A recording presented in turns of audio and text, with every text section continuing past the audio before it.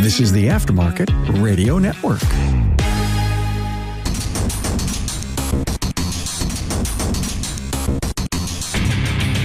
Welcome, everyone, to yet another episode of Diagnosing the Aftermarket A to Z. I'm Matt Fonslow, and tonight I get to welcome back a regular to the program, Margaret Light, who is a licensed marriage and family therapist and now an owner of her own business, Equilibrium Therapy Services. Welcome back and congratulations, Margaret. Thank you so much for coming. Oh, thanks for having me back, and thank you. It's super exciting. So before I let you know what we're talking about, let's get a word from our sponsor, Napa Autotech Training. Are you tired of searching for trained technicians? If so, let Napa Autotech help you build a technician with their Build-A-Tech program, kind of like Build-A-Bear. These 3-day courses cover one of 4 individual topics: brakes, electrical, steering and suspension, or HVAC through a combination of classroom lecture, hands-on, and utilizing training mock-ups. Visit napaautotech.com. I guess about what happened with my dad. Recorded an episode last week about it and just the 4 a.m. phone call. And the update is he is now out of the hospital. He's in assisted living. While he was at the hospital, I think what I left everybody with was he might have been out of the ICU and they were going to do an angiogram to try to figure out why did his heart stop. But the angiogram came back clean, so they could find no blockages. And really, I think the honest truth is they don't know. So they have to go with probabilities. And the probability then is he went into a tachycardia, probably ventricular. So the bottom of his heart started beating out of sync with the top of the heart, which I guess, without going down a rabbit hole of that, the bottom of the heart does a lot of the majority of the work. So if that went to tachycardia, it could have decided to just stop beating. And then almost unexplainable sequences of events leading up to and then following the cardiac arrest. He's in the ICU at Mayo Clinic in Rochester. And then even though he misses some benchmarks, for lack of a better word, recovers to the point of being able to be moved out of the ICU, spends about roughly a week in the hospital. They put in a ICD, which is basically his own defibrillator. So they monitor his heart. If it would go, I don't even want to say tachycardia, just even if it starts beating out of rhythm, if it goes arrhythmic, then it can edge him back into sinus rhythm. And if it needs to, really hammer him to defibrillator, get his heart going again. So he's in assisted living right now, recovering from that. So with that happening, and soon after it, the cardiac arrest and at the hospital and the stuff being kind of dark, you know what I mean? Maybe not full blown doom and gloom, but it was not happy. Happy he's alive, but then wondering what did that mean? What does that mean? And how this may go. And then well, I shouldn't say it. It isn't all that random. It's the end of the year and beginning of the new year. So 2024, there's a lot of stuff up on various streaming services, but mainly YouTube, right? Is when you catch the in memory of, and various outlets going through the year and all the celebrities and maybe politicians or whatever, but people that are known, celebrities across the board, one way or the other, going through all those. And it's really sad. It's shocking. And then after that, I got a link to a video by Anderson Cooper doing a segment for, I think it was CBS Sunday Morning, about dealing with grief.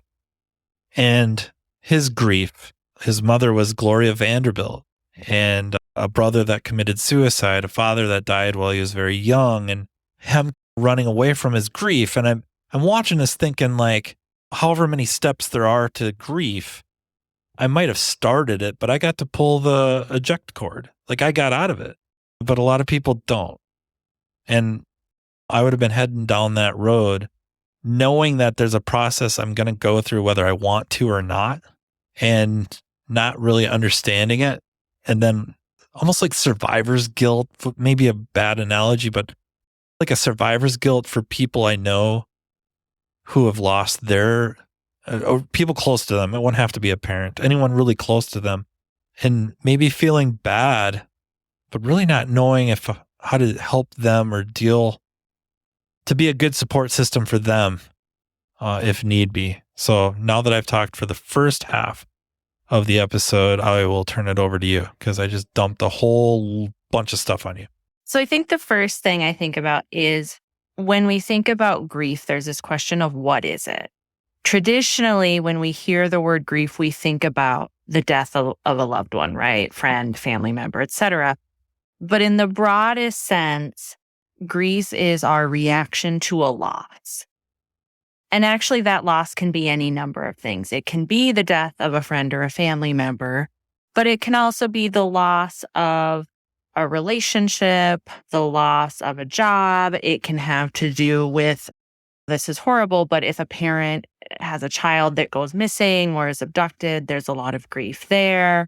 There can be grief and loss around changes in health status. So it's actually not uncommon for events like this, even though you wouldn't be grieving the loss of a parent, to grieve the loss of maybe a change in how you see your dad or how you think about his health, or even for him as he recovers to experience some grief around what does this mean for him and what does it mean for sort of his aging or for any of your family members. So grief is actually this really broad concept that then it's helpful to be specific about what type of grief are we talking about, or what kind of loss are we talking about? Because we even classify loss into kind of our stereotypical loss, which is the death of a family member and that's maybe expected, or when someone's elderly, and then a whole spectrum of there into ambiguous loss, a little more complicated and has to do with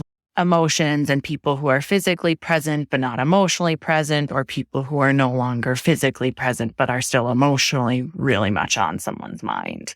But then there's also other types of grief. And so sometimes what we're dealing with is complicated grief for people, which is with normal grief, we expect it to be really painful early on. And then over the course of time, that gets less heavy. It starts to switch and change. People readjust to life. They're able to move forward in some thoughtful ways. Maybe that grief flares up around certain anniversaries or events or holidays. But for the most part, they're able to integrate that experience and move forward. Complicated grief is when people actually get stuck in it and it gets worse over time, or they just get frozen. Is there comfort in staying in that? What loss I've had, there's a little bit of just feeling bad about maybe not feeling as bad about it as I used to. Like it used to bother me this much. And then after a few years, I never forget, but it's just not as much of a weight as it felt like before. And then feeling bad about that, do some people throw it in reverse and back up to get back into that, feeling that weight again, or that pain, emotion, stress? In my experience, the way I hear people describe it when they're stuck in grief, it isn't about comfort with those uncomfortable feelings. It's more about a sense of, this is the last thing I have left of this person, and I'm afraid that if I let it go, then they really are gone, or then I really have nothing left of them. And there's certain types of loss that pose a higher risk for complicated grief. So then we're dealing with like traumatic loss, things that are really sudden, accident, the death of a child, suicide. When someone ages and passes away, it's really sad, but we consider it part of the life cycle, and we have really well-defined rituals around celebrations of life, funerals, churches, that helps people move forward. Or we have some kind of those like comfort statements of they lived a good life, or feeling like someone's affairs are wrapped up. Whereas if it's sudden or traumatic in some way, a lot of that stuff isn't present. There might still be a funeral, but what do you say to someone whose spouse died in a horrible car accident, to to give comfort. Like there's just nothing. Part of what you described there just reminds me of hoarding is the first thing that came to mind. I can't get rid of this because this is the last or one of the last things I have of theirs, or that links me to them. And if I throw that away, then I might forget, or I'm losing that last piece of them. Not that it would have to go to a hoarding disorder, but I think a lot of us have things around the house that we would probably never keep, except almost feeling obligated to keep it. I think that's where we get into what does normative grief look like? What is the grieving process, and how do we move forward through that? And how do we integrate that grief into our life, right? So keeping an object or two around the house that was a favorite friend or family members who've passed away, that doesn't really negatively impact us and might actually serve a really positive function of when we see that thing, we smile or think of them, or right, like it's a way to honor their memory. So that stuff is actually a really healthy part of grief and integration. Where it can become problematic is this something that's getting in the way of daily life or from someone's ability to experience joy, right? Are you canceling every plans with friends to go visit a gravesite? It's great to do that. Sometimes some people find a lot of comfort in that, but if what you're doing is isolating and only doing that, now that might be hurting more than helping.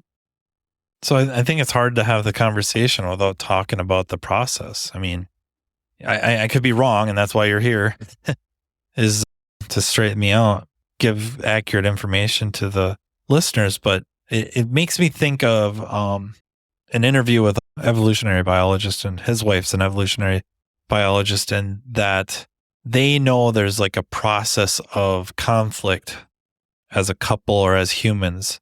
They are both well aware of it. They know the steps intimately well. And yet, if they do have a conflict, they do have an argument with one another, they have to go through this process, even though they know about it.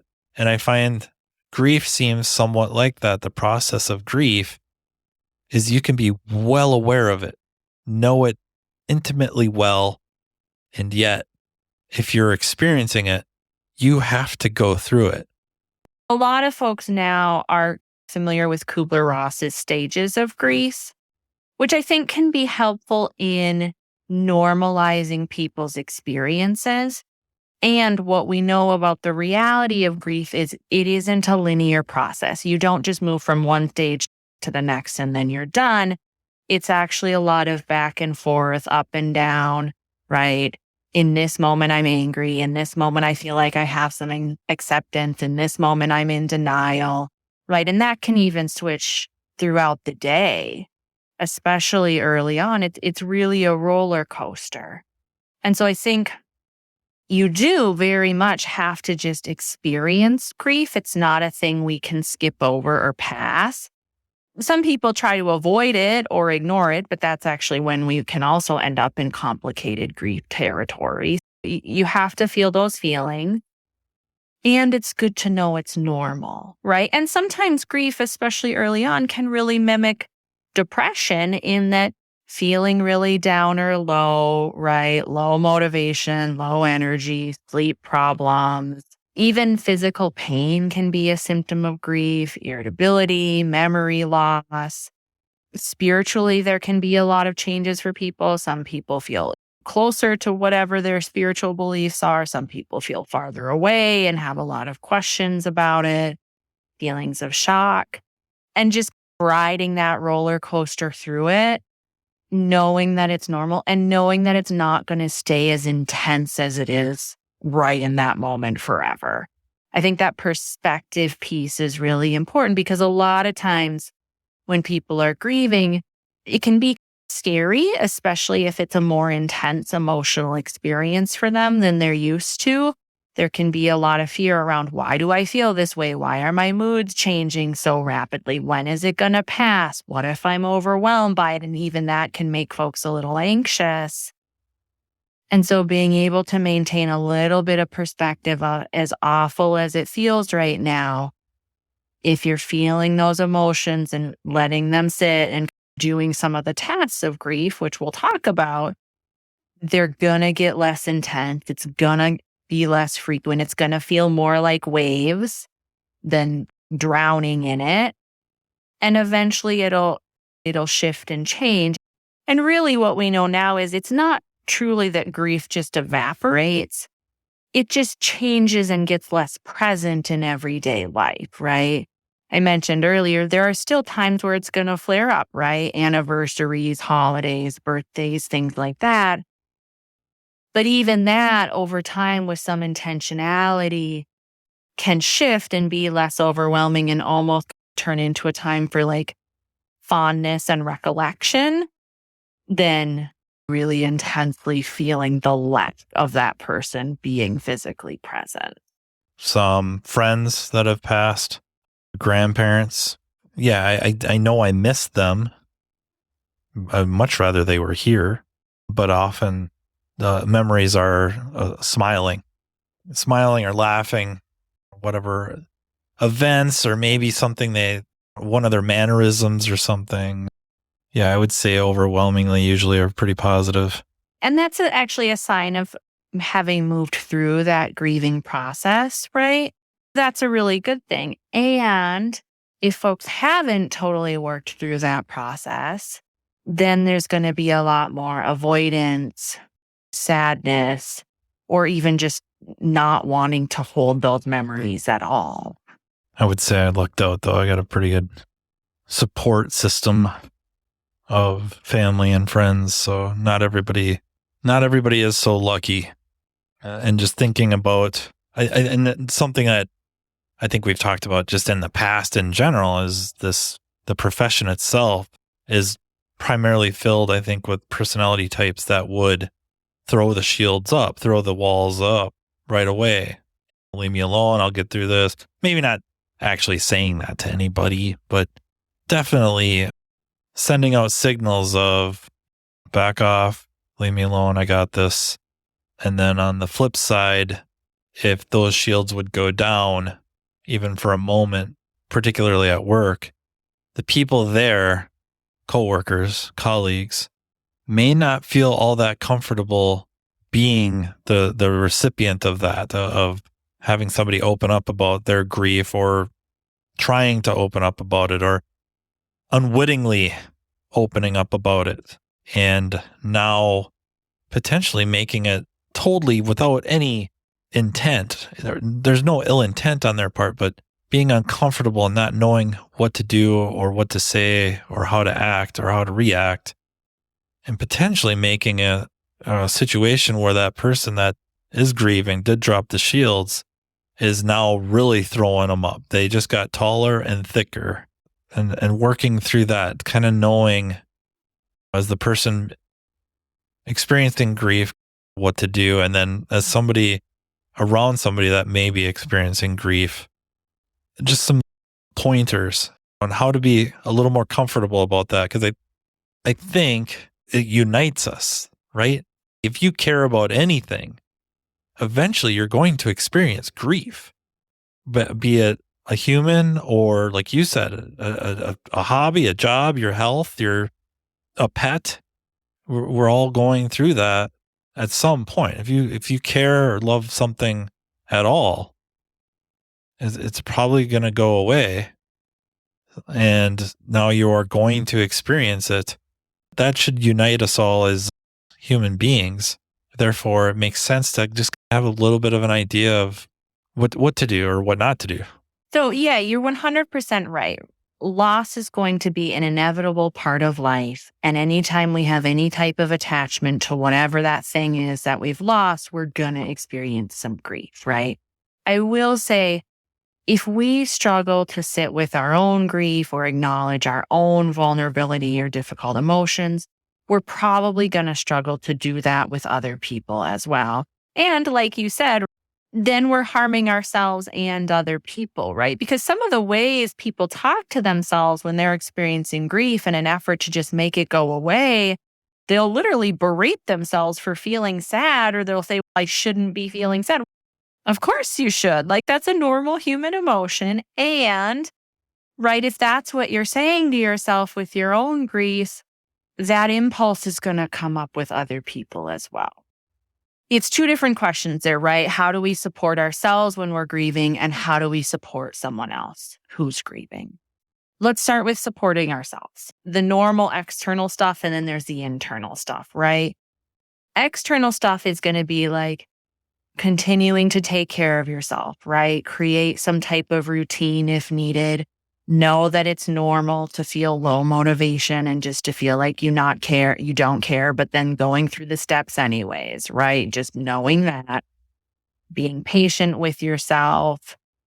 Usually we recommend postponing major life changes, right? If a family member dies and then within a week you're seeking a divorce, you probably want to pause on that, right? Don't make major decisions when you're grieving, just like they tell you after surgery, don't drive, don't make major decisions.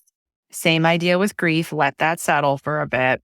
Reaching out for support, right? Really thinking about who are my friends or family members who I know are reliable, who I'm confident are going to show up, or who have given some indicators that they're going to show up, right? Because usually before we're in the grieving process, we can evaluate people and know, yes, this is someone who's going to respond well to this probably. So being really intentional about seeking support early and often from people that you trust who are going to show up for you. Talking about it, journaling about it, acknowledging it within yourself, going for a walk, like whatever your thing is that gives you some space to just to get in touch with those emotions and know what they are is going to be helpful, because I think of it like a pressure cooker, right? Even labeling emotions to ourselves, you don't even have to do it out loud, helps step down the intensity of those emotions. It's not going to make them go away, but it's going to take off some of the pressure. And if we don't do that, it's going to build and build until we blow. And you may or may not be in a scenario where that's a good setting, or where you're around people who are even going to know how to respond to it. And then also really being intentional about thinking about ways to honor that loved one or that thing, whatever it is, right? Whether that's specific items, there's all sorts of keepsakes anymore, right? If someone's inheriting something, sometimes it can even be a little not so literal. So thinking about a thing that the two of you did together, going and doing that in their memory, or a food. I had a grandma, I cooked her lemon meringue pies. That was her thing, and I always made them for her. That's something I have really fond memories of. And so that's what I do. On the anniversary of her death is I make a single serving lemon meringue pie, and I think about grandma, and like, it's really good. But it's also really intentional, right? These things aren't just going to fall out of the sky and hit us. We really have to think about, how do I honor this person and keep them with me even though they're gone? So that's the how do we take care of ourselves, right? The other half of the question is, how do we support someone who's grieving? So some of that, especially early on in grief and depending on what the loss is, can be really practical help. So you're not going to make the grief go away, but if somebody's lost, say, a spouse, think about things like providing childcare, helping around the house, doing transportation, preparing food. If this person that they lost was part of their everyday lives, there are some practical things there that we can do to show up for someone so that they just have one less thing to think about. If that wasn't the role this person held, maybe those practical things aren't as helpful. Although in full reality, a few meals is going to make anybody's life better. There's that, right? And then we think about the acknowledgement piece of it. So that can be the kind of traditional flowers, card, right? Donating money to an organization that was really meant something to that person or would have a symbolic meaning to those who are left behind. That could be really useful. Even just naming it to that person and asking them how they're doing. I think sometimes people get this fear of, I don't want to ask, or I don't want to say it out loud, or I don't want to make them think about it if they're not. But when you're especially in those early stages of grief, you're thinking about it all the time, or could be. So like having someone ask you about it isn't going to make you think about it more. It's just going to give you permission to say how they're doing.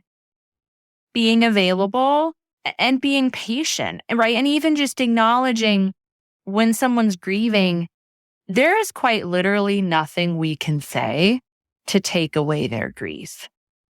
So the idea that like, how do I make it better? How do I fix it? The reality is you're not going to. Well, that goes against our grain. That's what we do, is we fix things. This is a hard sell, but you can't fix it.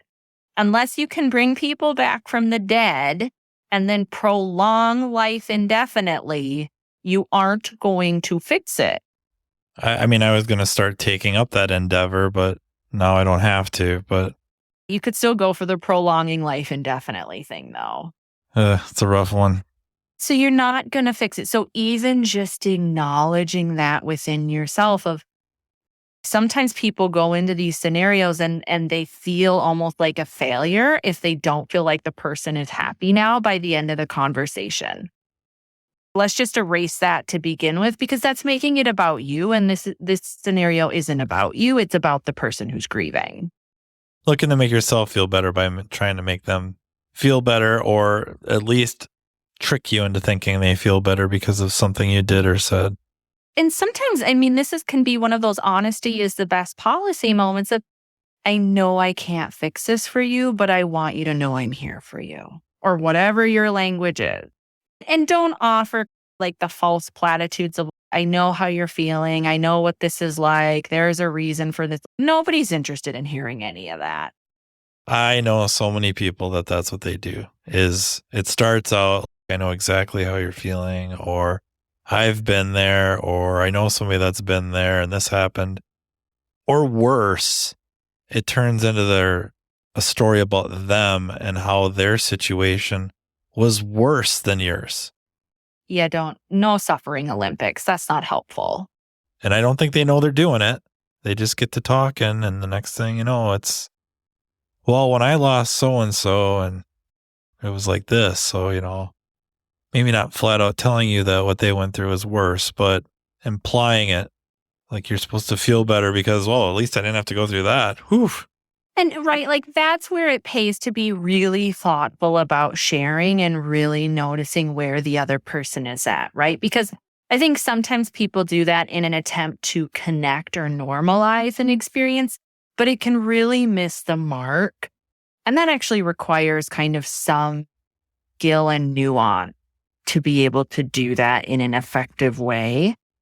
And I also think that's even something you can ask of, hey, are you in a place where you want to share what this is like for you? Or would it help you to know that I experienced the same things when I lost someone? Or do we need to sit in silence? Or do you just want to talk about you? Or sometimes people will actually tell you what they need from you if you ask.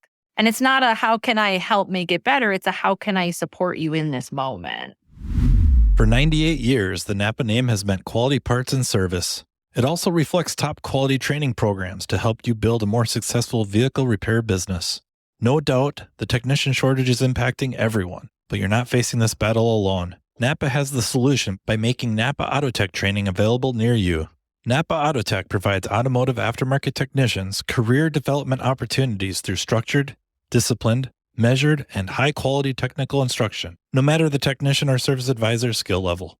This instruction enhances understanding of vehicle systems, increases first-time repair capability, and overall customer satisfaction. It also prepares technicians to become ASE certified. It's a fact technicians who receive training to improve their knowledge and skills have a higher sense of job satisfaction. This reduces technician turnover and increases productivity, directly improving a shop's profitability. It is vital to the success of a shop's business that today's technicians are equipped to diagnose and repair today's complex vehicles. With our ever-changing technology, the technician's knowledge and skills need to be updated and refreshed on a regular basis. As you labor over the decision of whether to send your techs to get their skills sharpened, keep in mind, Napa Autotech training is an investment, not an expense, and it's available to all. Much of Napa Autotech's training is offered in more than one format to accommodate varieties of learning styles and training preferences so each person can maximize their learning.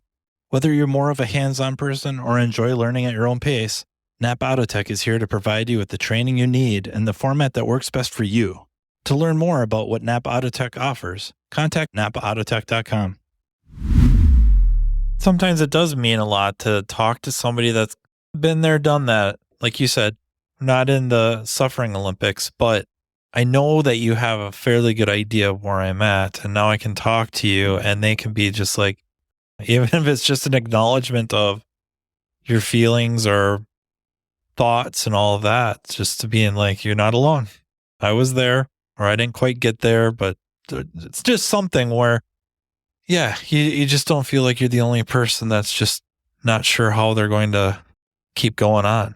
You know, speaking specifically of dads and fathers, I remember Chris Rock talking about when his dad passed away after however much time, and I think it was a year or two, and they're kind of like, you need to get over this. Looked at him like, you never get over losing your dad. You just learn to live with it. That kind of resonates, just that line of thinking, like, okay, this idea of moving on isn't getting over it, but learning to live with this new environment or situation.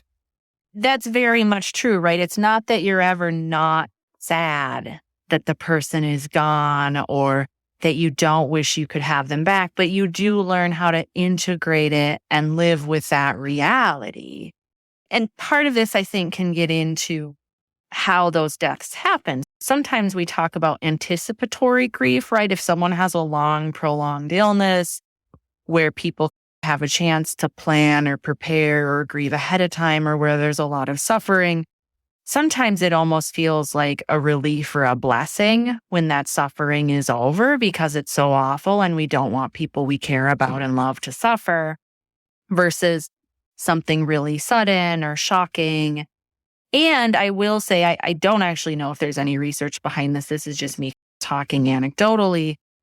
But I do think for men, when it comes to their fathers, sometimes their dads can be really old. And it's literally never occurred to people that, like, hey, he could fail one day and pass away, because there's sort of still this like Superman image going on, and they almost don't see the changes that have been happening in this person for the past 50 years. And then it's almost like a shock in and of itself.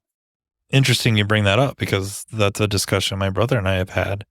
My brother lived in LA for, we'll just say 10 years. It could be longer. And then the last maybe 5 years, he's lived in Chicago. So he comes back intermittently, a couple times a year, maybe sees my parents 4 or 6 times a year, something of that nature. He sees changes.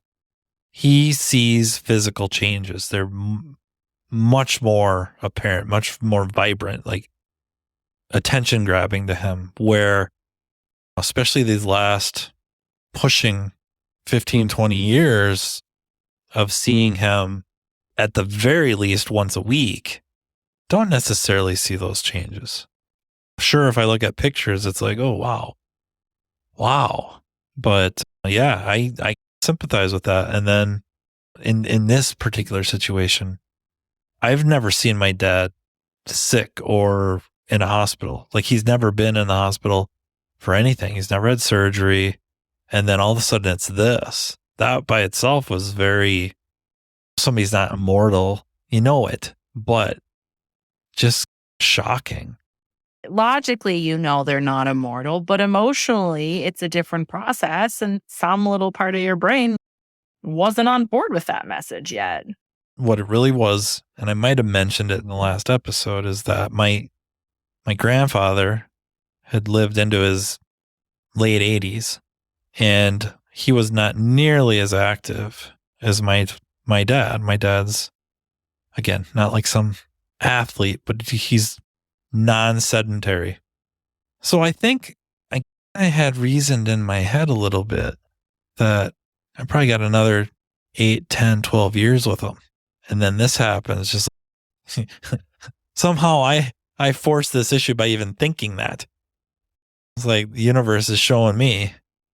I sympathize with that forgetting this could happen, right? And as they get older, the probabilities keep going up.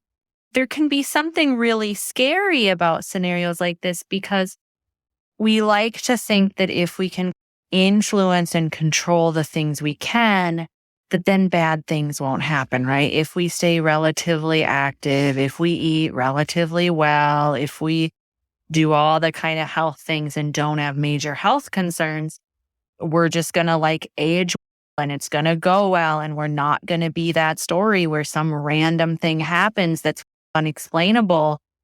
And then when it does, there's this massive, not only shock, but loss of control. And it's, oh shit, all these things I thought were keeping me safe maybe aren't. And so that's a loss in and of itself of kind of that loss of safety or of control or A plus B equals C, except when it doesn't. Lots of resonations there. May have just invented a word, but again, you're in a field of fixing, right? This equals this. And then we go back and we replace this and we're good. And then if that doesn't fix it, we dig and dig until we figure it out. And human bodies don't always work like that. Especially mentally, emotionally, stuff like that. It can really fall apart really fast. And then you're frustrated because it didn't work. And not just frustrated with the person, but also yourself and thinking about, oh, how dare I think I could have fixed this? What were you thinking? Or coulda, shoulda, woulda. Maybe if I'd have did this, said that, they would have understood better. And then the behavior would have changed. I screwed up. If I'd have phrased that better, if I wouldn't have brought this up and brought that up instead, and spaghetti. Or even how could I not have seen it, right? So your brother sees these changes really apparently. And some of that does have to do with time and distance, totally. And how often are we really and truly present when we're with another person and not on some degree of autopilot, right? How often are we really looking at them and reading how are they moving? What is that facial expression? Oh, look at that, right? Can I notice the shape? Can I notice how I feel when I'm with him? I think most of the time we're not doing that. Not doing it and not capable without concerted effort. It takes a ton of intentional effort. Yeah, it's a skill we have to develop. Yeah, this could spiral into a discussion about attention. But grieving requires attention. Oh, definitely. Just like you said, too. Fake it till you make it a little bit with the going through the motions, especially self-care.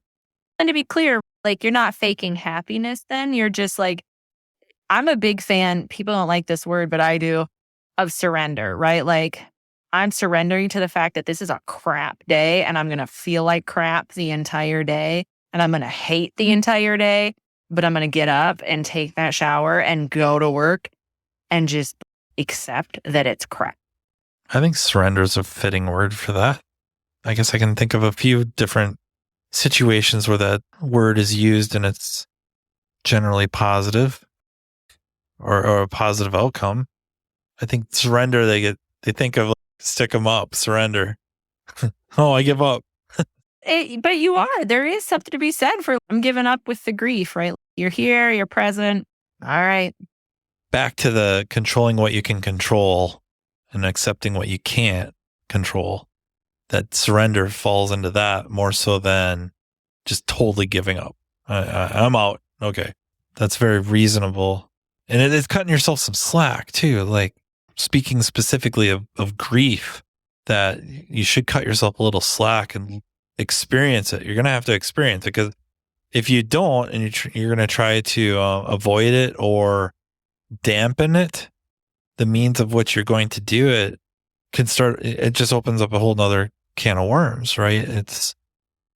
We're talking about substance use, maybe substance use disorder, so many other things. I guess we don't need the grocery list of different things to try to avoid or minimize pain or suffering, but usually the answer to getting through it better or in the most positive of fashions is to embrace the suck, to accept that this does hurt. This hurts bad. And the reason is because I cared so much. I felt this strongly about it. whatever. I loved that dog. Now they're gone. Okay, well, it sucks. Maybe I'm never going to get another dog. Maybe. But if you just cut yourself a little slack and understand that you had this connection with this dog or this person or this activity, you can't downhill ski anymore. That would suck. You can't do that anymore because of injuries or age or whatever. Cut yourself some slack. You used to love to do that. Why shouldn't it suck? Who shrugs their shoulders and goes, that was that time, now it's something else. Guess I should be over it now. It's not helpful and it's not how it works, but people do that. And when we talk about what can we do for ourselves and for other people with grief, that's cut yourself some slack, give yourself some grace, and do that for other people, right? If you know someone's grieving, it's a decent time to walk back the expectations a little bit, right? I can see you're having a hard time. You know what? I've got this. Don't worry about it. I'm not going to take that personally. If you're off, I'm going to let it go. I'll check in, but I'm not going to act like it's the end of the world. If you're an employer, maybe we're not worried about how productive that person is for a little bit, because really, if they're still showing up, maybe that's good enough. When might there be red flags in that work has become the means to avoid? Some people, when they're grieving, throw themselves into their work. It becomes a distraction or a means to try to cope. I hate to use words like responsibility because I don't think I mean that at all. But if you are aware and you're watching your people and one of them is going through something that they're experiencing grief, they're throwing themselves into their work. How would you even approach that? Like I can see it for the family to take them aside and bring it up. But if you're on the other end of it, you're the employer, the manager, a coworker even, you'd think they'd be grieving a little bit differently, but they are just, ultra focused on work. Is that a healthy way of coping? Or can it be? Or when do the red flags go up and you find yourself as a colleague, as a leader, pulling them aside and saying, I appreciate what you're doing, but I don't know that this is a good long-term solution for you. And I don't know, that's probably a horrible way to word it, except I appreciate what you're doing. Definitely after a loss, if you notice a major change, and in all reality, whether it's work or anything else, anything can be used as a distraction or an avoidance technique, right? But sometimes it's really measurable with work, right? Okay, previously you were working 40 hours a week. Now I've watched you work 60 for 3 weeks. Yep, that's a flag. Or maybe it's not even that extreme. Maybe it's 45, maybe it's 50. Maybe you've been late even. And then you're saying 3 hours later, right? Some of that's really measurable and obvious. I do think that's where sometimes some self-disclosure can be helpful for some normalizing. So pulling someone aside and saying, and this should be real, don't make it up if it's not. But, right, that's where if you have some experience with that of, hey, when so-and-so passed away, all I wanted to do was work. I just didn't want to think about it. And I'm worried that might be happening with you. But then it's not shaming because you've just said, hey, I did it too. And it gives them permission to own it if that's what's happening and if they're willing to. Other red flags would be, obviously, if there's any thoughts of self-harm or suicide, those would be red flags. Verbalizations around wishing you had died with that person or instead of the other person. Sometimes instead of the other person, we hear that depending on the type of loss, but even that's a bit of a flag. I'd say emotional lability to the point where it's interrupting daily life, right? They're sort of like the roller coaster of changes in mood that people still have control over for the most part. But if it's like explosions, screaming, swearing, cussing people out, and that's really unusual for that person, that would be concerning. Not getting out of bed for days. Most people after grief, they take some bereavement leave, so that's normal. But if you have a really rock solid employee and someone passes away and then you literally hear nothing for 4 days, they don't even call in, I would be worried. The explosions and cussing people out, we have a term for that in auto repair called flat rate technician. So yeah, that's a normal. larger problem if that's normal. And there's actually a spectrum of that of, hey, I'm cussing at this car because of this identifiable stressor. I still don't approve of that behavior, but okay, fine, I can play ball with that. But then if they're doing it to a customer, that would be concerning. Oh yeah, usually it's cars and service advisors. They're the ones on the receiving end. So, but I think that's normal. Generally accepted normal in our profession. We'll go with generally accepted. I don't know if I'd call it, it's normal in that it happens and it's typical. I wouldn't call that normative behavior in any other profession. But even that, right? Okay, let's say that's generally accepted and then someone is just silent for days. I'd be worried. A little bit of a tweak like that would be normal and we'd be like, okay, yeah, we'll just give some grace. But major personality shifts, I'd be asking a question. Hey, how are you? I've noticed this. And I think even as an employer or a manager, it doesn't even have to be a work issue. You can even say, I'm not even dogging you about work. I just, as a person, I'm concerned. I was just going to say that. Yeah, if you're coming over genuinely out of concern for this person, either as a human, as a coworker, as a member of your team, you're not worried about the machine right now of the shop or the business. You're worried about the person. It would be hard for me to believe too many would be rubbed the wrong way that way. Yeah, if you're coming from a place of genuine concern, I'm sure somebody out there would turn around and cuss you out and scream and holler. But for the most part, I think most people like to know that people do give a rip about them. I can also see the owner manager feeling obligated to go over there. Oh boy, here we go. Now I got to go and talk to him about this. I could see that happening. Obligation implies some type of burden.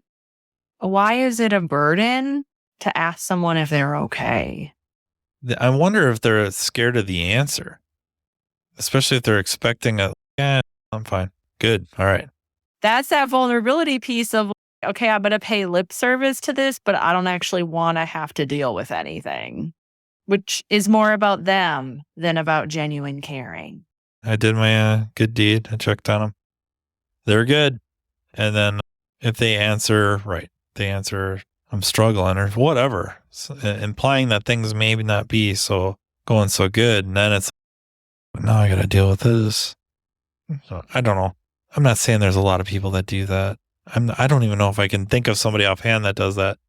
But I do think, especially nowadays, we're really good at getting into our own bubbles and our own worlds, and actually dealing with somebody face to face becomes uncomfortable. It's almost like they're going to start opening up to you. You're like, all right, I'm going to go back to my office. You text me this, okay? And then we'll get through this, pal. But that's distancing. Let's push that away. A screen is a distance. Text me, it's a distance, right? I'm going to ask this in a public place, so you're less likely to give me an honest answer, is an attempt to distance. And there's a big difference between kind of like a good-humored internal, shit, like I opened up a can of worms there I was not anticipating. But then you go genuinely connect and care anyways, versus something that I think is a little different, which is the like holding away something gross. I think about like holding away a screaming baby where you're like, oh, I don't really want to deal with you right now, but okay. Emotions are messy. Sometimes they betray you too. That's true. More than thinking about emotional states of grieving, we think about what are we trying to do with grief? Let's give grief a purpose. First, it's the notification and shock, right? That's when you first learn about it. There's the shock, there's the feeling of loss, notification and shock. Next is where the work happens, which is experiencing the loss, which is feeling the emotions. And you have to feel it emotionally and cognitively. Sometimes with people, I call this the year of firsts. First Christmas, first Thanksgiving, first birthday. know there's going to be a year of firsts. And that's probably going to be the most painful. And you're going to relive it in a variety of ways, right? Third is reintegration, right? How do we reorganize? How do we restructure internally and externally? This is that adjustment phase. Grandma passed away, so we don't go there for Christmas anymore. So then and this is the place where grief requires attention. What are we going to do instead? And how are we going to incorporate her memory into it? Or I go to visit dad every week, right? Okay, so now I'm not doing that. What am I doing instead? That's the attention piece. That's the point of grief, is to help people move on in life and move forward where that person can still be a part of life without being a literal part of life. It becomes a little more symbolic or metaphorical. And there's a line, I think it comes from a song. I don't know what song, so I'm not quoting it, but it's the line of grief is love persisting. So I was thinking immediately like a job. Maybe you don't love the job, but if you lose the job, you're grieving because not so much that you loved the actual job, but you loved the comfort it provided you financially and whatever. So yeah, I think that terrific definition. So grief isn't bad. Sometimes it's just a sign that we loved something. And actually, as someone who cares a lot about people's emotional well-being, I'd be a lot more concerned about someone who wasn't grieving than someone who was. Yeah, it's like I said earlier, I'm relieved that I'm not having to deal with it, not having to go through it, but it does weigh on me about people I know that have had to, and that I think about it a fair bit, not obsessively, but just a few friends and family members that have gone through losses, and now I just had a brush with it, and that sucked. And they had to go through the whole thing. And as empathetic as I may have thought I was, probably not as much as I could be, and not as much as I will be. And then the scary thought of someday being even more, almost that dread. If things play out the way we would diagram them out as proper or correct, that my parents pass before I do, just dreading that day, dreading those feelings and all of that, just acknowledging that those are going to be some really horrible days. And then knowing people that have already done it and just feeling really bad. Oh man, it sucked having this brush with it. You had to go through the whole thing. Ugh. So yeah, almost a fitting end to the episode to just let it sit in silence a little bit, to just ponder all of it, and not so much all just the darkness of it all either. Just also that reassurance of whatever that thing was or person that you lost, that you're grieving about, that having that reinforcement of that grief being that reflection, a good thing, right? Because if it was just okay, yeah, it's gone, they're gone, circle of life, then that wouldn't have been so great either. Maybe you weren't as engaged as you could have been. Feeling strong, difficult emotions isn't a bad thing. I think sometimes we think, oh, it's a negative emotion, I don't ever want to feel it. But actually, sometimes it's really good to feel it. And yeah, they're intense, but they don't have to be scary. Especially in this profession, and not just this profession, but many of the heavily male-dominated blue-collar, not that automotive isn't necessarily purely blue-collar, but still blue-collar-ish. When you get into the emotion stuff, it's not normal to really talk about it or learn to even dive into them, whether they're your own or somebody else's. As much as we want to know about how things work, that's one area you avoid. You want to know how everything works except for that. Right. I'm going to stay out of that. Management, learning a little bit of psychology and dealing with clients, maybe coming up with marketing ideas, stuff like that. But I'm going to stay away from that, especially when it concerns me and or my employees or colleagues, something like that. These are pretty good topics, tough to work through because it's just not that common that we talk about this stuff. And then what to do with it. We can talk about it, but then what can we do with that? How can I apply this to myself, my home life, my work life, if I managing or own a business, how can I apply that to running my business to be a better leader, to be a better boss, better manager, better employee, whatever. So yeah, not normal, and it's hard to just figure out where to go with it, even though you know it exists and needs to be addressed, how to present it to listeners and whoever to take something with it. Just with like the last episode, there's people that have been there, like, and reach out because you know what it's like. But can others listen to that and maybe feel better knowing they're not alone with however they're feeling? I don't know about you, but I was always taught to shield it a little bit. You stuff that. You don't show anybody anything like that. Much to my wife's chagrin, but I'm from northern Minnesota. We were definitely taught to stuff it, and we don't do those things. But there's a million examples of that not working. So I don't abide by that rule anymore. There's not very much literature supporting it. That's the thing, right? When we actually look at emotional intelligence, every bit of research we have says people get happier, they live longer, they form more meaningful connections, they have more mental toughness and flexibility and resiliency. They're better able to think logically, they're better able to face adversity. Outside of the actual feeling it portion, there's really no downside. And even the feeling it portion, that's what gives life some vibrancy. That's living in color. Otherwise, you're just living in black and white, which feels a bit flat. That is a really terrific way to tie up this episode.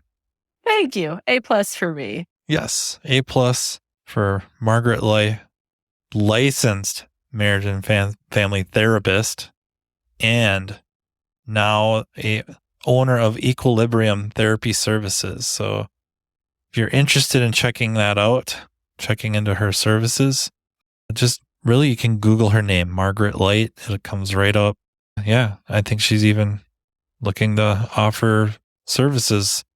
I am. So yeah, you can do equilibriumtherapyservices.org or margaretlight.com. If you want therapy, you do have to be in the state of Minnesota because our licenses are state specific, but there are some other options as well. So definitely feel free to reach out. I really, really appreciate you coming on.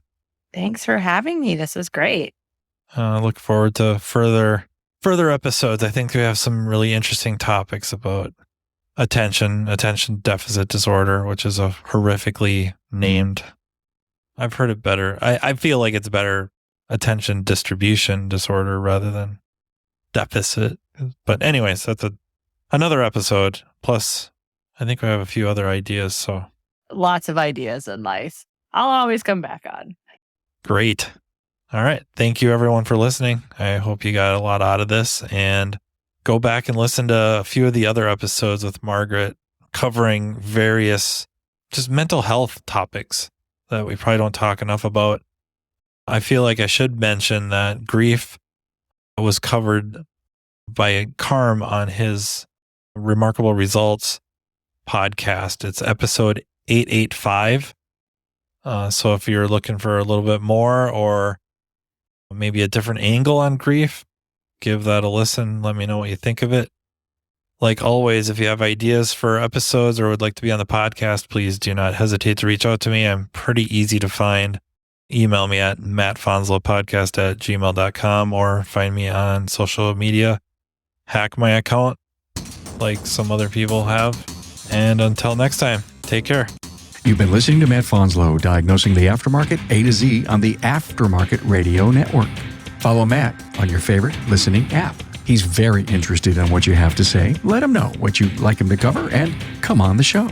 Matt is all for advancing the aftermarket. Find Matt Fanslow on social media and connect or on aftermarketradionetwork.com.